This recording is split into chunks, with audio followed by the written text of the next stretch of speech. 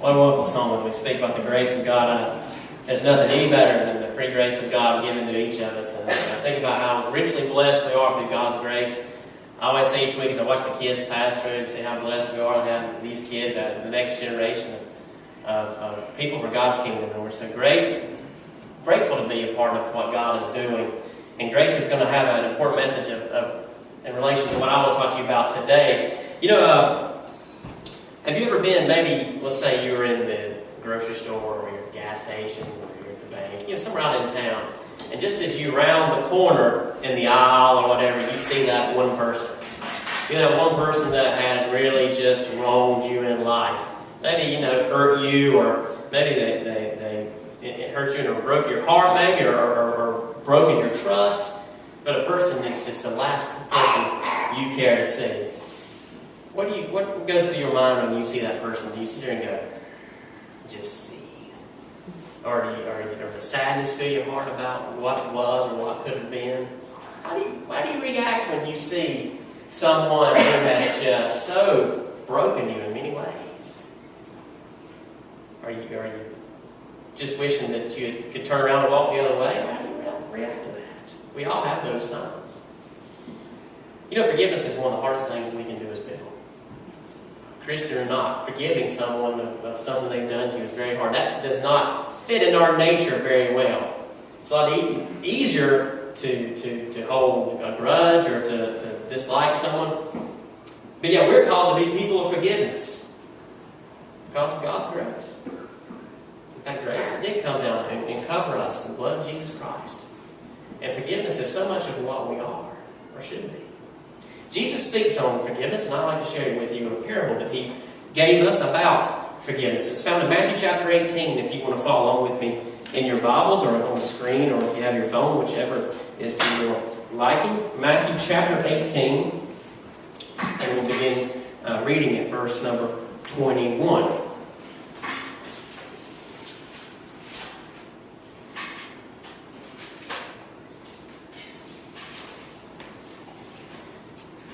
And we find these words.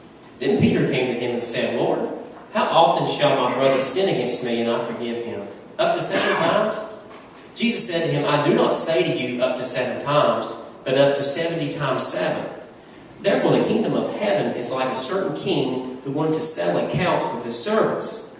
And when he had begun to settle accounts, one was brought to him who owed him 10,000 talents. But as he was not able to pay, his master commanded that he be sold with his wife and children and all that he had, and that payment be made. The servant therefore fell down before him, saying, Master, have patience with me, and I will pay you all. Then the master of that servant was moved with compassion, and released him and forgave him the debt. But that servant went out and found one of his fellow servants who owed him 100 denarii. And he laid hands on him and took him by the throat, saying, Pay me what you owe. So his fellow servant fell down at his feet and begged him, saying, Have patience with me, and I will pay you all. And he would not, but went and threw him into prison till he should pay the debt. So when his fellow servants saw what he had done, they were very grieved, and came and told their master all that had been done. Then his master, after he had called him, said to him, You wicked servant, I forgave you all that debt because you begged me. Should you not also have had compassion on your fellow servant, just as I had pity on you? And his master was angry and delivered him to the torturers until he should pay all that was due to him. So my heavenly Father also will do to you if each of you from his heart does not forgive his brother his trespasses. Here we find Peter is coming to Jesus, and they're just having a conversation, a discourse together. And Peter says, Lord, how many times should I forgive my brother? 7 times. Now, Peter thought he was being extremely generous. You know, how often do you forgive someone 7 times? You know, if someone wrongs you, you know, what's that old saying? You know, fool me once, shame on you. Fool me twice, shame on me. If someone wrongs you the 2nd time, you're like, you're pushing it now. They get the 3, 4 times, you're going, yeah. Come the 5th time, you don't even know their name anymore. They're just dead to you. 7 times, Peter thought, yeah, 7 times, that's generous. And Jesus looks at him and says, no, up to 70 times 7. Now, Jesus in this particular verse was not saying that, you hit that 77 threshold and you stop. He was saying, you keep on, and you keep on, and you keep on, and you keep on forgiving. And to explain what he means by that, he gives this great parable. We talk about parables all the time. Jesus loved to use a parable, because a parable could take a life lesson, such as the one he is about to give, and put it in a way that you can understand. It's a perfect story. And Jesus said, there was a great king here, and he had servants. And he was calling in the debt they owed him. It was time to collect the money. So he has a servant come before him who the Bible says owes 10,000 talents. Now 10,000 talents in Jesus' day was an insurmountable amount of money. For us, it would be millions and millions of dollars. It was money that the servant, there's no way he could pay. There's just no possible way. If he lived a billion years, he would make enough money to pay back what he owed the king. But Jesus is going somewhere with this. And he says, I can't pay it. And the king said, okay, that's fine. I will sell you and your wife and your children into slavery until the money's paid. Called that indentured servitude. They did that when folks come to America the first time. In the original colonial days, you could sell yourself to get a trip over to America, and then you would work off your fare, basically. So he will sell this man and his entire family off. But he fell at his feet and began to beg him, please, master, please. King, I'll find some way. Don't do this to my family, me and my children. I'll find some way. If it takes everything I've got, I will repay this. But please just do not do this to me. This great king sees this man just on his knees before him. The Bible says he has compassion on him. And he says, all right. And he releases him. He does more than that. He says, I forgive you all of the debt. He washes away in an instant what we would count as millions and millions of dollars of debt he could never work to pay off. And he just says, it's gone. Lord. So what does the servant do? Does he go? He goes off rejoicing, praising God for his goodness and how this king has been to him? No.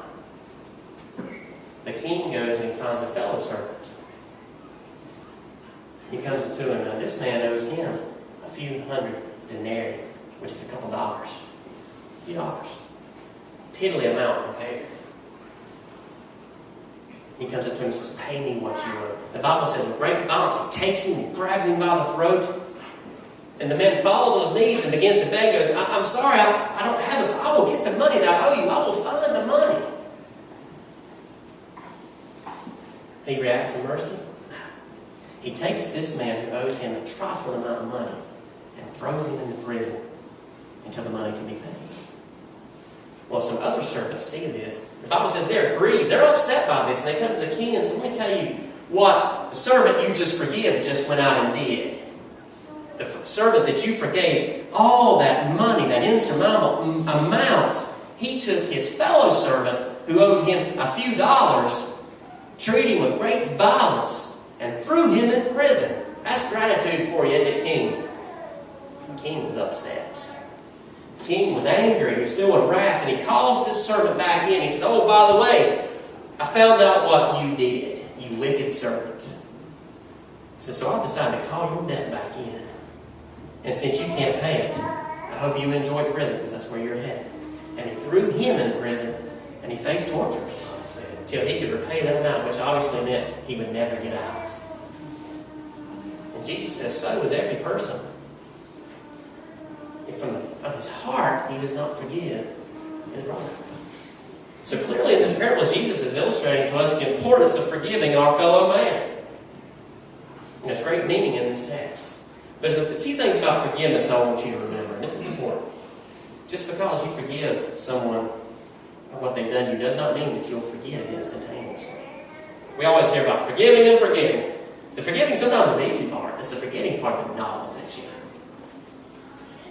Did this king forget when he forgave his servant that money, that he owed him that money? Apparently not, because when he found out how wicked he was, he called him right back in. I told you, a lot of times we'll see people on the streets that have offended us in some way. A lot of times you'll forgive somebody. That does not mean that you will forget the hurt they caused you. Be honest with it. You can see somebody sometimes, and you go, you haven't seen them in years, and they're slightly balding now, and you'll go, I remember him. In the 3rd grade, he took my Pittsburgh Steelers pencil, stole it. You mean God ain't smoked that guy yet? I bet that clown uses my pencil every night, 38 years later. Don't you? Be honest.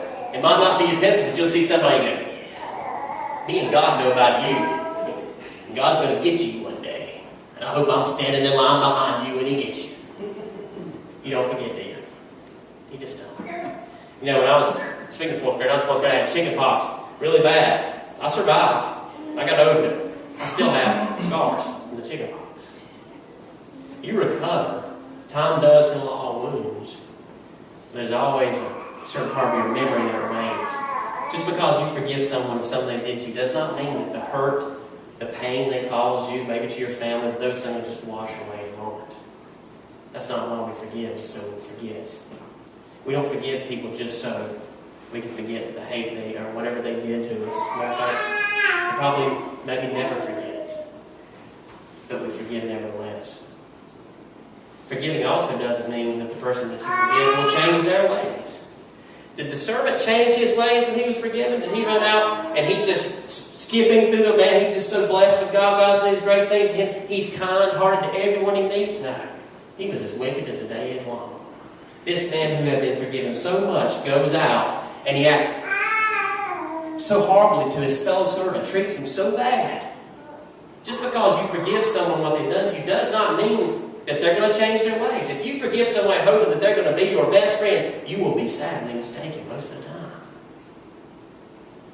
Many times people don't change their ways. Many times they just don't care what they did to you. It's sad to say, but it's the truth. We don't forgive people so they'll change their ways, do we? We don't forgive people so that they'll go, oh, I'm your best friend now. I'm so sorry. I love you. You don't forgive them for that, do you? You know, ultimately, who we hurt the most when we hold grudges and we can't forgive, you know who we damage the most? You. Not the guy that stole your Pittsburgh Steelers pencil in the 4th grade. That fellow probably don't even remember what he did with that pencil. But even the things people do to you are much larger than that. People that hurt you, break your heart, they break your relationship you had. Maybe they're your close friend, they betrayed you so much. By carrying that bitterness, all you hurt is you. You're the ones whose blood pressure is up to about right here when you see them out in the grocery store and you're sitting there and your eyes twitching. You're the only person that's upset. You're the only person that sits there and you follow them on Facebook and you see how their lives living and God has not smote them. You're the only one that's damaged by that. You're the one that's heart is being damaged by that and carries that around in you day and night. They're many times walking around fancy free because they might not even know they hurt you that bad. And like I said, they may not care. Unfortunately, they just don't sometimes. They're not likely to change. The servant didn't change. I bet after he was thrown in jail, he still hadn't changed the way he was. People are people. Some people are just not capable of change. The only person we damage when we carry that much bitterness and that rage in us is us. You just gray your hair being so angry with people who don't even know the difference anymore. You remember things that some people have forgotten long ago. You see them, they probably don't remember who you are anymore. But even if they do, you can't do anything about that. So if we can't change people by forgiving them, if we can't forget what they've done to us, then why do we do it? Why do we forgive then? Because Jesus called us to forgive. Why? Look what He did for us. You know who in this story the king is, by the way? Jesus. You know who that servant that owed so much money was? All of us. See, that amount of money that He owed was the amount we owe. Think about what Jesus Christ did for us just for a moment. Here Jesus, who knew no sin, perfect in every way, leaves heaven, comes to this earth to pay the price. The perfect Lamb, the only one capable of dying for that level of sin, comes and dies for you and me. Dies on the cross and endures this agony and suffering, and then He walks forth from that grave victorious. And He did it all, not for Himself. He didn't need to do it. He did it to cover my sin and your sin. that grace we're just talking about. And He doesn't call us to do anything but just believe. Receive Him by faith. Jesus did all that for us. Paid a debt load of mine that I never could repay. If I lived to be 1,000, I never could come close to repaying the debt that I owe Jesus Christ. If you lived for a billion generations, you can never atone personally for what you have done to Jesus Christ. Did you know that? You cannot live long enough to overcome the blackness of the sin that is in your heart, that you were born with. It took a lamb perfect, a lamb without spot, to die once and for all. Didn't matter how many times people sacrificed, how many times they went to church. Jesus had not died and covered our sin by His grace. We would be eternally lost and unforgiven. But yet Jesus came and did all of that for you and I. Suffered, endured pain He should not have. He died what we call vicariously, in other words, in my place. He paid the debt I should have paid. He died for me. He died for you. He forgave us. So now, if He forgave us so much, the things that people do to us seem like it's mere trifling, they're not. You see in this story what He's saying? That great King with Jesus who did so much for that man and forgave him, and yet He went out and treated His fellow man with such unkindness and unforgiveness. And Jesus is saying, if you've been forgiven so much, how can you not go out and forgive others the things they do to you? Yes, people have hurt me over the years. People have betrayed me. People have done things to break me. How can I not forgive them though? That means nothing compared to what Jesus Christ did for me. When you put it in that context, it almost embarrasses you that you have not forgiven people the things they've done to you. When you think about how much Jesus Christ has done for you. Here Jesus stands forgiving you of everything that you've done, things that you deserve death and hell from, and yet you can't forgive someone who looked at you cross-eyed. I can't forgive someone who said something or did something to me. Yeah, it seems bad, but in the context of what Jesus did, it's absolutely nothing, you say. And He calls on us to forgive. Why? Because He forgave us. And we're to be people of forgiveness. The Bible says you can't hate your brother and love God. You just can't do it. Jesus said the two greatest commandments are you love the Lord your God with all your heart, all your mind, all your soul, all your strength, and your neighbor as yourself. It does not say you are to love the Lord your God with all your heart, all your strength, all your mind, all your strength, and love your neighbor unless they cross you. Then it's permissible to hate. It doesn't say that. We're to love. We're to be people of forgiveness. How can we proclaim and praise God and try to live for God if we bear hate and bitterness in our heart for somebody else? It's just not possible. It's just not possible to love God the way God deserves to be loved if our hearts are filled with rage and ire for other people. Yes, people hurt you, I know. Lived it. But Jesus calls on us to forgive. People hurt Jesus all the time. I hurt Jesus with the way I behave all the time. The rebellion, all the things we can do against Jesus. Every time the stripe hit His back, I hurt Jesus. Because it was for something I did or said. Oh, think about that. We think about, you don't know what they did to me. You don't understand what they said to me. Oh, look what I did and said to Jesus. Look what He had to endure for me. Dragging that cross down that pathway to Golgotha for me. You know why that cross was so heavy? Because it had my sin on the back of it. And yet He freely forgave me of that sin. And how can I not freely forgive my brother? So here's the thing I want you to know about forgiveness. When you forgive somebody, it sets you free. It just sets you absolutely free. It doesn't change the circumstance. It doesn't make that person like you. They're not likely to become your best friend. You're not likely to hang out. You're not likely to eat dinner with and introduce them to the family. But it frees your heart. Because you can't do anything about what that person does. That's between them and God. But you can do a lot about what you do between you and God. So when you forgive someone, when you see that person, you know, I know you don't like me. I know you can't stand me. I know you do all the things you could to destroy me. But you know what? Of a free heart, I forgive you. Why? Because Jesus forgave me. And I forgive you. You go live your life the way you feel led to live it. I'm living mine in Jesus. I can't change you. I can't change the circumstance, but I can change me. And every day of my life, I can live for Jesus Christ. And I will not be bound by the fetters of unforgiveness any longer. I won't be bound by the things that are holding me back. The hate, the bitterness, all those things that have been destroying me, I freely give away. And I forgive you of what you've done. And I will walk in His forgiveness. So what does Jesus say? The truth will set you free. And when Jesus makes you free, you are free indeed. So we forgive. Why? Because we'll be judged? No, because how can we not? How can we one day stand before Jesus Christ and see Him face to face, knowing what He did for us, knowing we didn't forgive our own brother, our own sister, of something in the eyes of Christ seems so utterly meaningless. So I ask you, whether you're watching a video or you're here today, are you holding bitterness towards somebody? Has somebody wronged you? And listen, you may have a very good beef with them. People do some rotten things. Or are you holding that bitterness in today? Have you just not gotten to the point where you can say, with a free heart, I'll let it go. I forgive you. Live your life and I will live mine. Have you forgiven that person? Maybe this time is the time to do that.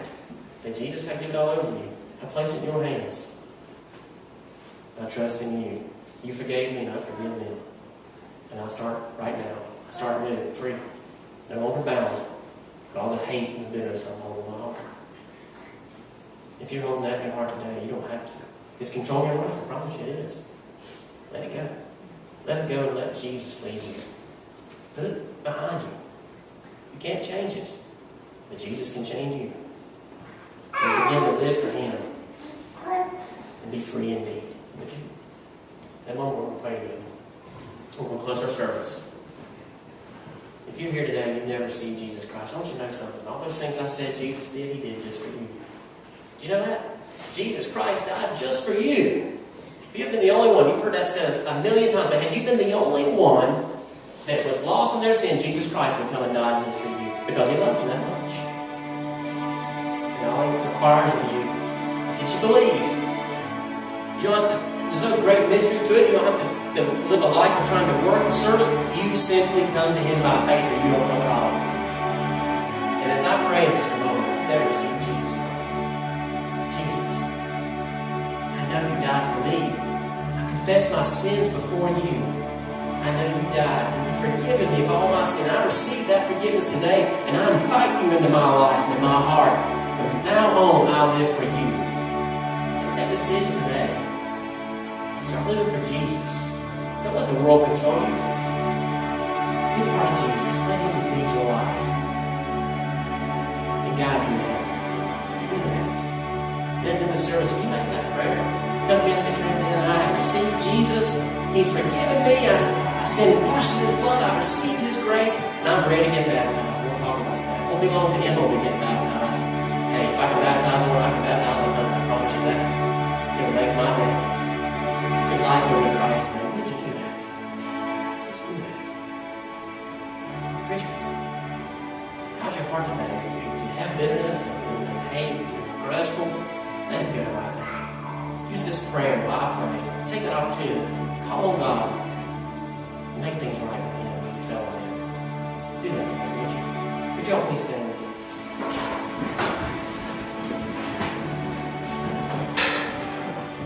Dear Lord, Heavenly Father, we thank You so much for the privilege it is to worship You. Lord, we thank You for every opportunity as the body of Christ we're able to gather together and praise Your name.